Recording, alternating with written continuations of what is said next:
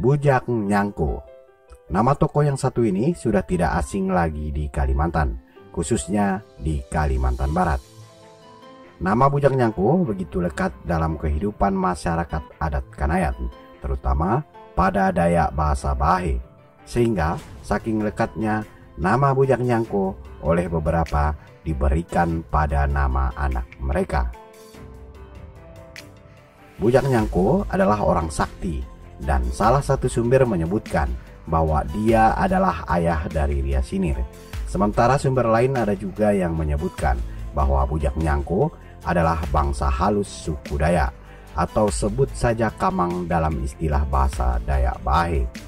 Nah, berikut adalah rangkuman kisah Bujang Nyangko yang dilansir dari salah satu sumber yang tentu saja berasal dari salah satu wilayah adat suku Dayak di Kalimantan.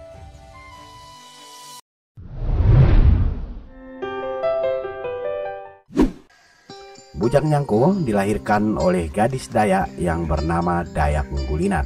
Dayak Nggulinat hidup seorang diri dan tidak bersuami.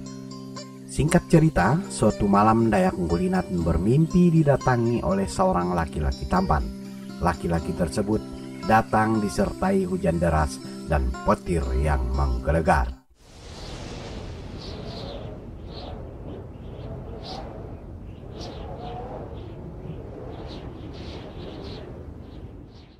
Entah bagaimana laki-laki tersebut tiba sudah ada di dekat Dayak Nggulinat.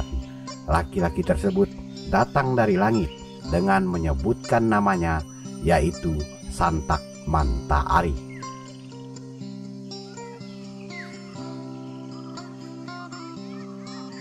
Dayak Nggulinat dan Santak Manta-Ari berkenalan dan bercengkrama sampai pagi menjelang. Akhirnya Dayak Nggulinat terbangun dari tidurnya. Laki-laki tersebut pun telah menghilang bersama dengan berlalunya malam.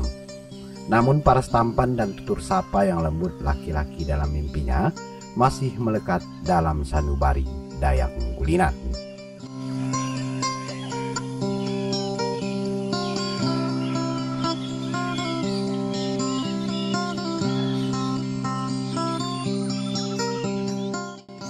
Setelah mimpi malam itu, perilaku Dayak Nggulinat berubah. Dayak Nggulinat makin sering menyendiri dan tak berhenti memikirkan laki-laki tersebut. Dayak Nggulinat merindukan pertemuan seperti dalam mimpinya di malam itu.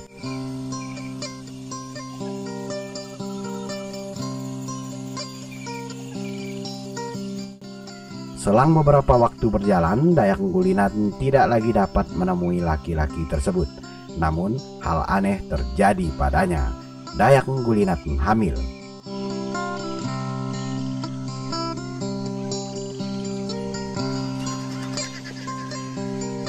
Tentu saja Dayak Nggulinat sangat terkejut dengan kehamilan yang dia alami. Bagaimana mungkin hal tersebut bisa terjadi? Padahal ia berhubungan dengan seorang laki-laki hanya dalam mimpi. Namun akhirnya Dayak Nggulinat berpasrah diri. Sejak saat itu Dayak Nggulinat mengurung diri.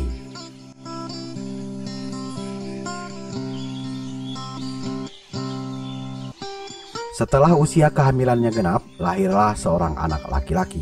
Kelahiran anak tersebut disertai hujan dan petir yang menggelegar. Dayak Nggulinat akhirnya mempunyai seorang anak laki-laki. Begitulah Bujang Nyangko lahir ke dunia.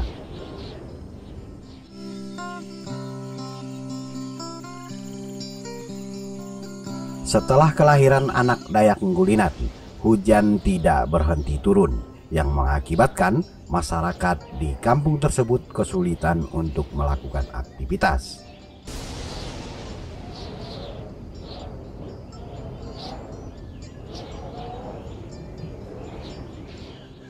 Melihat keadaan tersebut, akhirnya masyarakat bersama para tokoh mengadakan musyawarah. Menurut mereka, ada yang salah dengan kampungnya, sehingga hujan tak kunjung berhenti. Akhirnya pertemuan memutuskan akan mengadakan ritual adat untuk memohon petunjuk dan berkat pada Jubata.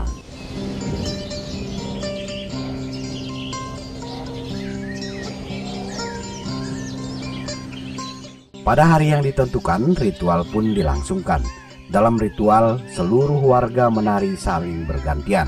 Namun, Dayak Nggulinat tak tampak dalam upacara tersebut. Setelah sekian lama melakukan ritual, hujan tak kunjung berhenti. Hingga akhirnya, salah satu warga memutuskan untuk memanggil Dayak Nggulinat. Singkat cerita, Dayak Nggulinat dengan berat hati meninggalkan anaknya yang masih kecil dalam kelambu. Namun, akhirnya Dayak Nggulinat keluar meninggalkan kelambu dan ikut menari bersama masyarakat lainnya.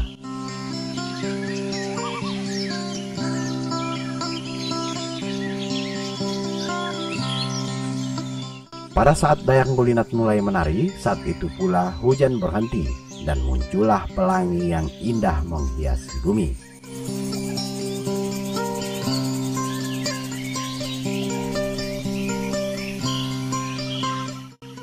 Ternyata Dayak Nggulinat telah diperhatikan oleh laki-laki yang bertemu dengannya di dalam mimpi, yang tak lain tak bukan adalah Santak Manta Ari. Santak Manta Ari rupanya menunggu momen saat Dayak Nggulinat keluar dari kelambunya. Saat melihat Dayak Nggulinat menari, Santak Manta Ari merasakan rasa cinta yang teramat sangat.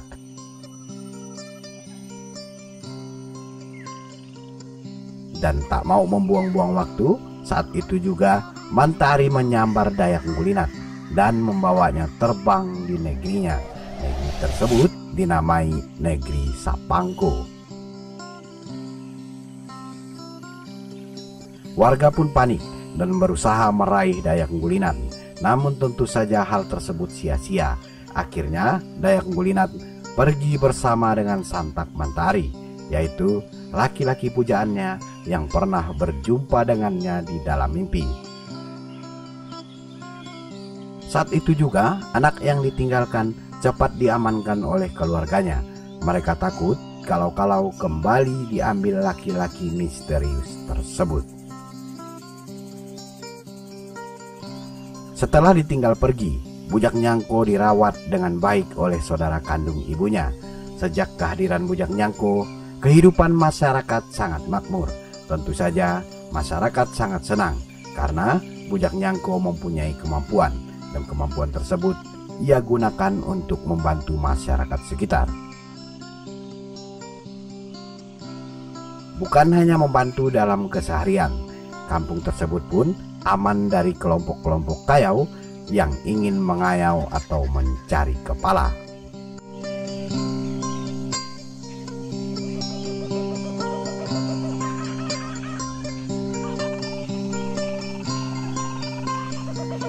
Setelah benar-benar dewasa, orang tua yang mengasuh Bujak Nyangko menceritakan seluruh peristiwa yang terjadi pada dirinya hingga ia ditinggal ibu kandungnya. Bujak Nyangko terharu dan ingin sekali menemui ibunya, sampai akhirnya ia memutuskan untuk mencari ibunya.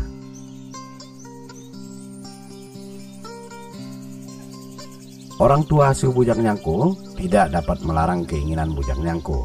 Mereka sadar bahwa Bujak Nyangko punya kemampuan dan sangat mudah baginya melakukan hal-hal di luar nalar manusia biasa. Oleh sebab itu, orang tua asuhnya tidak perlu mengkhawatirkannya. Setelah bekalnya disiapkan dan berpamitan, Bujak Nyangko pun melompat ke langit. Dengan satu kali hentakan, ia pun meninggalkan kampung asalnya dan telah berada di negeri tujuannya. Bujak Nyangko sampai di kampung tempat ibu kandungnya tinggal. Setelah beberapa lama mencari, dia pun menemukan rumah ibunya.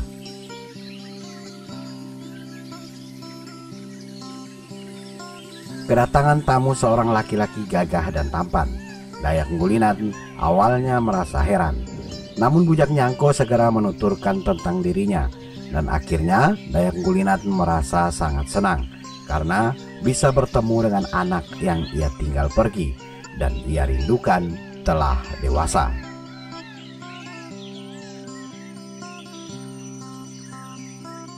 Larut dalam haru, tak lama datanglah Santak Mantahari dari ladang dengan membawa ikan satu keranjang penuh.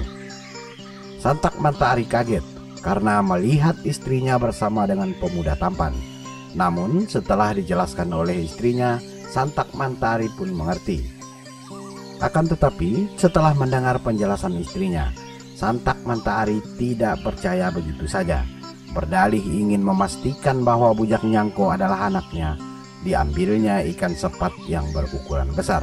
Disuruhnya Bujang Nyangko memakan ikan tersebut dalam keadaan hidup.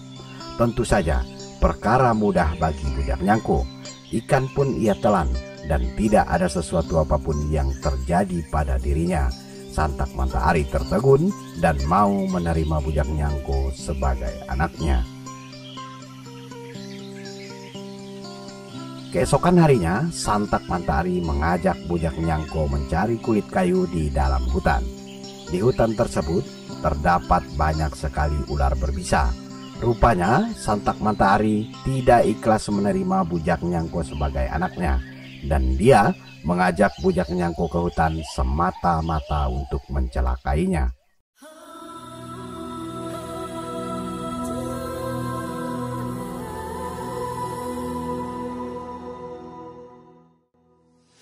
Di hutan belantara tersebut, Santak Mantahari berjalan sangat cepat meninggalkan Bujang Nyangko. Beberapa ular berbisa pun melintas. Dalam hati Santak Mantahari, Bujang Nyangko pasti binasa oleh ular-ular berbisa tersebut.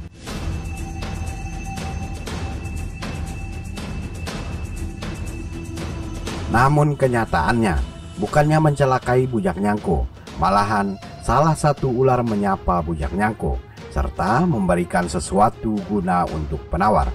Bila mana terkena gigitan ular lainnya, Santak Mantahari terheran-heran dan menggelengkan kepala. Dan sampailah waktunya pulang, dengan rasa salut bercampur kesal, Santak Mantahari mengajak Bujang Nyangko pulang.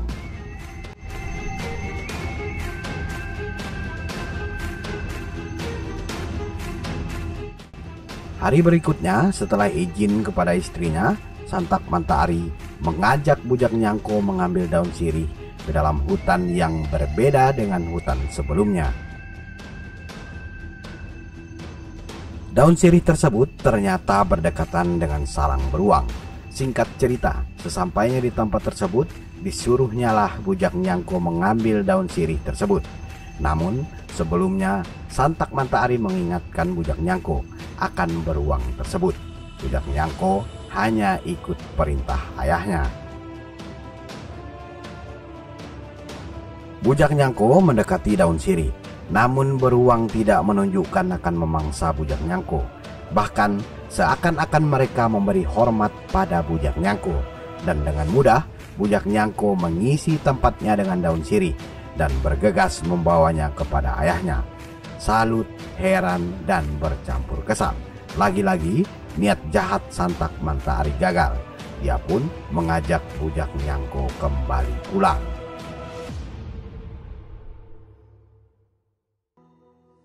Santak Mantahari masih belum puas. Hari berikutnya ia mengajak Bujang Nyangko pergi mengambil gembir. Kali ini ibunya mulai curiga dengan perlakuan suaminya terhadap Bujang Nyangko, karena ia tahu bahwa tempat gembir tersebut dipenuhi oleh lebah. Belum lagi pohon tersebut besar dan tinggi. Namun ia tak ingin menyinggung perasaan suaminya. Ia hanya berpesan pada Bujang Nyangko supaya berhati-hati, dan mereka pun berangkat.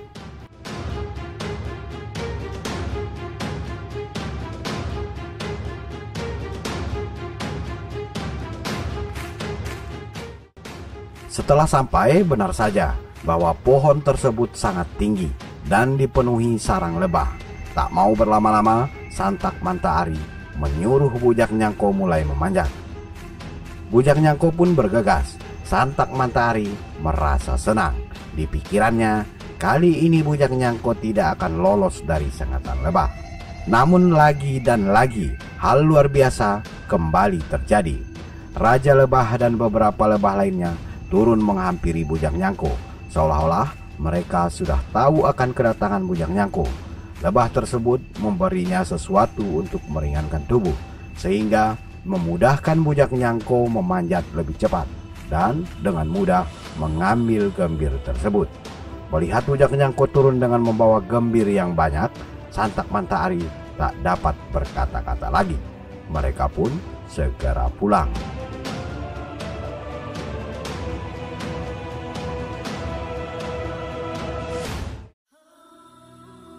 Belum kehabisan akal, hari berikutnya Santak Manta Ari mengajak bujak Nyangko belajar mengayau atau mencari kepala. Bujak Nyangko sangat senang karena mengayau telah beberapa kali ia lakukan di dunia atau di tempatnya lahir. Namun ayahnya tidak mengetahui. Malahan kali ini Santak Manta Ari sangat yakin bujak Nyangko tidak akan selamat, karena lawan yang akan mereka serang adalah lawan yang kuat. Singkatnya, Santak Manta Ari mengajak beberapa orang untuk ikut melakukan kegiatan tersebut.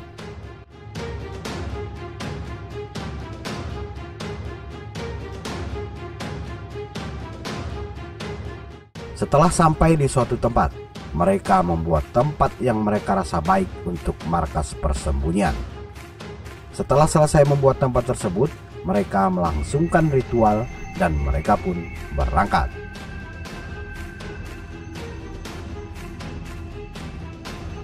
Bujak Nyangko membawa sebutir telur, dan di pertengahan jalan, bujak Nyangko memecahkan telur tersebut di selangkangannya, sehingga ia terlihat seperti sakit perut hingga berlendir. Melihat hal tersebut, Santak Manta Ari marah hingga melontarkan kata-kata yang tidak enak didengar. Akhirnya bujak Nyangko pun disuruh kembali ke tempat markas, dan bujak Nyangko menurut. Padahal hal tersebut adalah akal-akalan bujak Nyangko. Setelah rombongan ayahnya cukup jauh meninggalkannya, bujak Nyangko pun melompat mendahului rombongan ayahnya ke tempat yang mereka tuju. Bujak Nyangko membabat habis penghuni kampung yang dituju tersebut.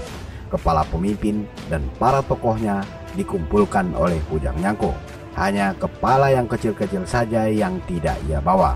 Sebelum rombongan ayahnya datang, ia bergegas meninggalkan tempat tersebut dan kembali ke tempatnya semula. Rombongan ayahnya pun sampai di tempat tujuan, dan mereka heran karena semua penduduk yang akan mereka kayau telah menjadi mayat. Akhirnya mereka memungut kepala yang telah disisakan bujak Nyangko.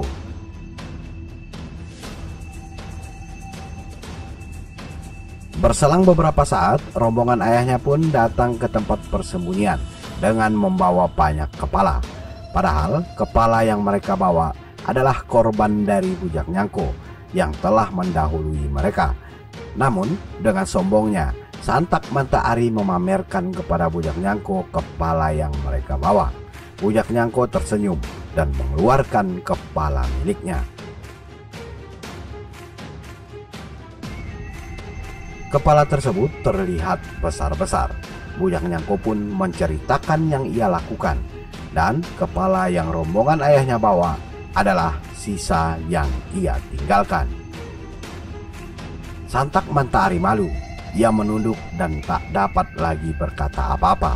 Saat itu juga bujak Nyangko mengatakan bahwa ia akan membawa pulang ibunya ke dunia, dan bujak Nyangko mengingatkan siapa saja yang menghalangi akan ia tebas. Tentu saja ayahnya tak berani menyanggah. Jangankan menyanggah, untuk minta maaf saja ia tak berani. Sampai di rumah, bujak Nyangko mengajak ibunya berkemas dan mengajak ibunya turun ke dunia. Akhirnya ia dan ibunya menjadi layaknya manusia biasa di kampungnya semula. Nah, begitulah kisah bujak Nyangko yang dirangkum dari salah satu sumber cerita legenda rakyat suku Dayak Kalimantan. Saudara, sampai di sini perjumpaan kita kali ini. Jangan lupa bagi yang baru bergabung untuk memberi dukungan dengan menekan tombol subscribe. Sukai dan bagikan kiranya menarik. Silahkan berkomentar bila ada tanggapan. Mohon maaf bila ada salah kata. Sampai jumpa di video selanjutnya.